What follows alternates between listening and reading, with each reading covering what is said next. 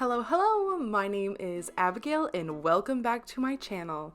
Today I am redrawing and redesigning this character.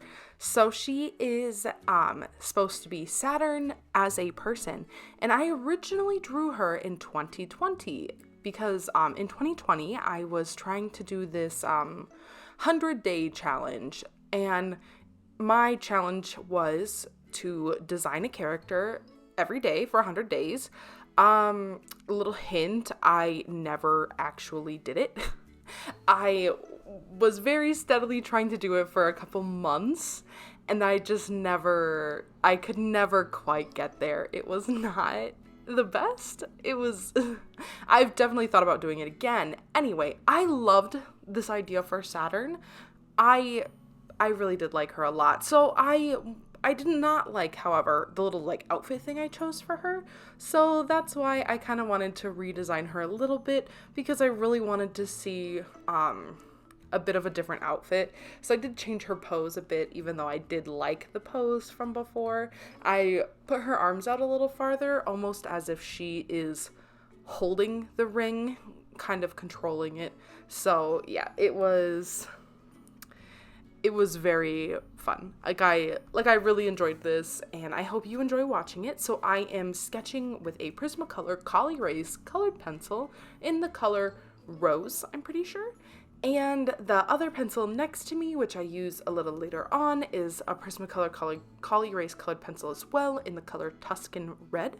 And these are, for some reason, in these Rendr sketchbooks, I really like, which is what I'm using if I didn't say it, I really like going for more of a lineless style. I don't know why. I just do. I like to sketch in a colored pencil and color straight in with the Copic markers, and then go back over it with more colored pencil to darken up some lines that, maybe I'd want a little, to differentiate a little bit more between the colors and stuff. But it is, sorry, a little rambly today, aren't I? Things have been a little stressful lately, so things are a little crazy for me, so I'm not exactly in the right state of mind, but I do want to talk a little bit about this. So I kind of want to make this a series in this sketchbook. I don't use the sketchbook very often. I actually found that I hate hardbound sketchbooks, with not spiral bound. I don't like not being able to flip it over, tuck it all in. I don't like it. So, and even though with this paper, is what's neat about it is it's double-sided, it's bleed proof. These markers, you can put layer after layer after layer of Copic marker, and it does not bleed through the other side. In a sketchbook like this, though, the hardbound, I cannot bring myself to use the other side because it doesn't lay very flat, and I don't like it. So, unfortunately, even though I like the paper, these kinds of sketchbooks are a bit of a waste for me because I'd never use the other side, which is well, that's kind of the whole point of paper. But they do have a spiral bound one, I'm pretty sure. Maybe not. Maybe that's a Copic one. But either way, I like this paper though. So I kind of wanted to fill this whole book with all colored drawings, no only sketches, just because, again, this paper would be a bit of a waste to use just on just a sketch, because it's really made for markers. So yes. And I gave her hair a little bit more of a floaty feeling, because I did like kind of the windblown look of the original, but she really is supposed to be floating in space, so I wanted it more less pointing in one direction. So here I gave her little earrings as well, because that's something I do more now than I ever used to, is draw more jewelry on my characters. And so here I was debating on what to put her in, and I thought about this little skirt, and I didn't like it, so I did go look on Pinterest, and I got the idea for shorts instead. Because I didn't want anything to go too far beyond the rings. I wanted it to stop before the ring as well, because like then you can't really see the details and stuff, so it either had to be super short or super long, and I went with short so you could see her legs. So I went with these cute scalloped edged shorts, and I did kind of just like a little bralette tank toppy kind of look. And then I add these fun ring jewelry because I really kind of wanted to like lean into the fact that she is a celestial being kind of thing. So I gave her little rings around her arms, and I do her ankles, and I do one as like a necklace around her neck.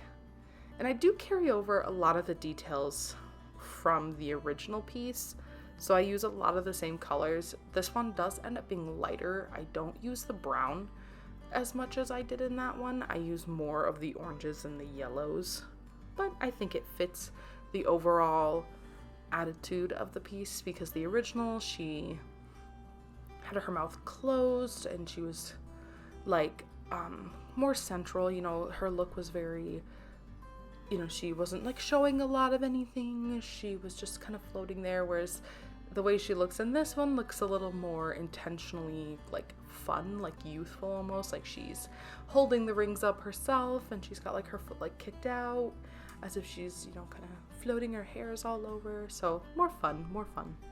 But and so I decided on the pants to put these little dangly bits as well as on the little bralette, and I do stripes and stuff then as well on there. And here I really liked the circle around her head, kind of the halo of, you know, like, I don't know, you know, like a celestial being, you know, how they do in a lot of artwork for religious purposes. The people who are, you know, saints or whatever have the golden halo around them. I liked that I had done that for her. So yeah. And here I am starting my favorite part, which was coloring. So I also decided to make her skin tone a little tanner. I just liked thought it matched fun with the, you know, a little bit more matchy with the tan skin and the orange then. So I have nothing more to say. Oh shit, actually. Psych. I was also going to be talking in this about inspiration and art block. So if you are an artist, which I am going to assume if you are watching my videos, which thank you very much, I'm sure something that everybody has dealt with is finding inspiration and motivation and all that good stuff that comes with being an artist. And I have definitely been struggling with that a lot lately, so I'm going to give my advice. My advice for when you're feeling unmotivated is find something that you are interested in that moment and draw that. So for me, I have been really kind of enjoying drawing like kind of cute fun girls, and my mind was kind of stuck on this piece for a long time. Like I've been thinking about the Saturn girl for honestly since I drew her, and I really loved her. And so I thought, you know what, I'm going to draw her again. This isn't necessarily to compare skills, it's just because, you know what, I enjoy drawing her, so I'm gonna do it again, you know? And my other one is probably before you try to push yourself is rest. Because I have found that a lot of times when I am feeling particularly unmotivated and unhappy with the things I'm creating, it might be time for a break. Because, you know, it might be your brain's way of telling you, actually, I'm done thinking of ideas and I need you to rest or find more inspiration, you know, do other things that you love, whether it's, you know, going on a walk, getting some exercise, watching your favorite shows, reading your favorite books, listening to your favorite music, all of that kind of stuff. My other advice that actually goes hand in hand with that is don't get too caught up in social media. If you are taking a rest for yourself and you are kind of hunting down inspiration, I would say try to find it from within first, because I know for myself, when I go and I'm taking a bit of a break, I haven't drawn in a hot sec, and I get on like Instagram and other social medias and I see other people creating, I get upset with myself because I'm like, look at their beautiful work. I can't create anything that I like right now, but they have all these beautiful pieces and they can post every day and whatever, this and that you like about it. That is not helpful for your rest. Your rest ceases to become restful. And so, yeah, stay off social media if you're taking a break from your drawing and stuff. Next, when you're coming back to it, focus on the things that make you happy with it. So, my favorite thing is kind of just drawing random characters. They don't have to be a certain way. They don't have to fit a certain, type. They don't have to do anything. I just like thinking of an object that I'm really attached to and like designing a character around it.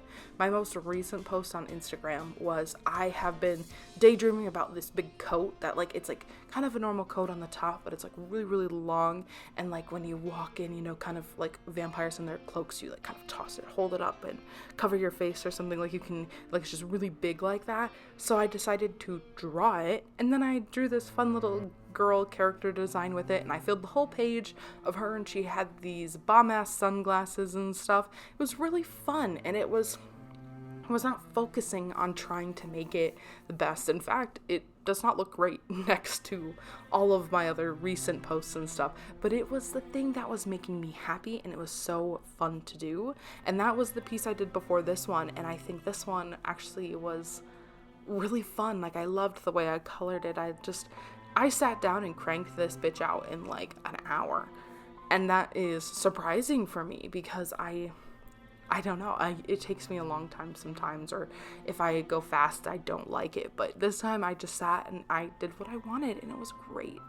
So those are my advice for when you're feeling uninspired, unmotivated, and in art block. Now, art block is tricky, and I think there's two things that you need to think about when you are fighting art block. One, is it actually time to rest? Or two, is it time to fight through it? Because if you are, feeling that art block, you are, like I said, uninspired, unmotivated, whatever, take a rest, a couple weeks. But if it starts to continue, it might be something that rest will not help. And it might be something that you need to fight, get through. So that's when it would be time to find the things that you enjoy. Maybe you need to do some real life studies, really loose sketching maybe, and get back into it. Force yourself through that kind of pain of uninspiredness. So yes, that is my advice on that. So back to the piece. I have colored her little outfit and started coloring her hair. I went with a bit of an ombre look for her hair and her outfit. I did kind of almost like a celestial body looking top and I was gonna put like stars and stuff in it, was the plan. And the pants are patterned like Saturn, and then here I'm starting on the rings, and I just went ham with the lines. I had left it really loose and sketchy before, so I just went in with all the colors that I had wanted. For her little feet, I liked the ombre look of the original, so I decided to keep it for this one. So she has it fades from skin tone to golden to kind of an orangey brown, and I liked it a lot. Kind of almost the illusion of wearing shoes, but not quite. And then I had this really, really light yellow, which I kind of ended up, even by the end of it, I just kind of put it golden all over everything, just to give her like a halo of warmth, of as if she is radiating the light herself, which if she was, like a, goddess, the embodiment of a planet, she probably would be. So, and her hair, yeah, I went with ombre this time. I liked the idea of it starting green. I liked the idea of it starting orange at the base.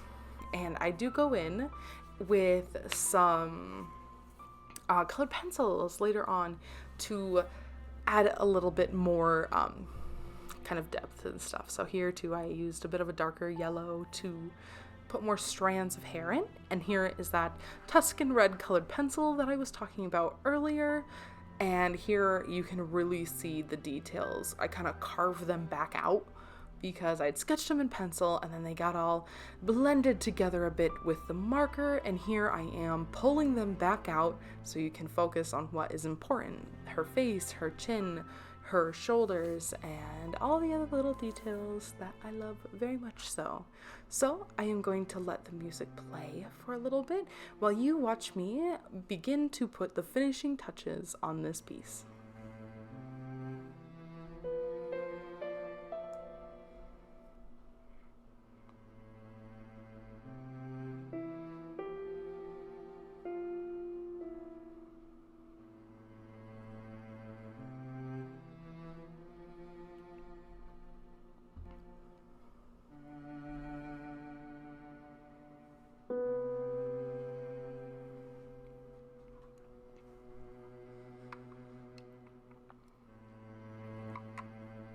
Not you being able to see me switch my music in the background. I thought I got them all, but I was jamming to some of my old favorites on Spotify while I was drawing this, so I had to take a pause every few songs to queue up some more, and yeah. So, and I did outline that hair a little bit. If you didn't notice before, I did forget to mention this. If you are not familiar with Rendr sketchbooks, they have kind of this funny characteristic about them when you're using markers. When you lay the color down, it's like as if it's soaking the paper. The paper turns like gray, so the colors look really weird until they dry, and then they dry normally. And I remember when I first got this sketchbook, well, one like it, not this exact one, I was freaked. I started coloring one thing, and I hated that so much that I didn't color in it for like probably a year, because that little thing threw me off so much. But I have learned to get over it now, and I actually quite like a lot of the properties of the Rendr sketchbooks. They definitely are very, you can get some really flat color with them, and it's interesting. So for her eyes, I wanted to make sure that those were they stood out a little bit more so even than the rest of the things that I had used the Tuscan red on. So I brought in a Copic Multiliner in the color Sepia, and I did her eyelashes and stuff, and then I colored over it again with the Tuscan red to really make it stand out, because unlike the original, I did not want to use black because that just was too much, because the black really stood out because I didn't use it anywhere else. So I was against using it in this piece, so I wanted to make sure that, but I still don't want her eyes to stick out. That's like my favorite part. So, and here is the colored pencils, and I was adding, you could see, putting some color in the rings and in the shirt and in the hair a little bit, kind of get that blended a bit more with kind of a creamy orangey color. And I also use a bit of a bright yellow in there too to bring out some brightness in the rings.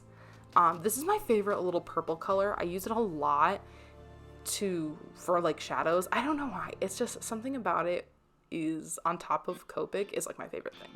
So there I bring out her makeup a little bit because I had put a little yellow there for makeup as well. And here I doubled up again because the more you layer it, the darker it gets. So I did another layer of the Multiliner. And what am I doing now, huh? Grabbing things.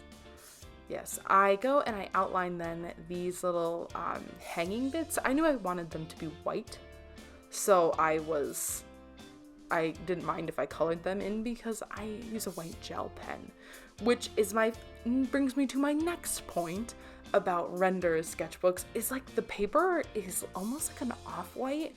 I don't know how to describe it because it looks really white actually, but gel pens stick out so well on these. It is bonkers how awesome white gel pens look on these on the sketchbook. So I went ham with it. Like I am, yes, a coloring where you can't see me, but I I just went and I made sure that she had white details in all the places that I normally do, you know, highlights in the eyes, the cheeks, the hair.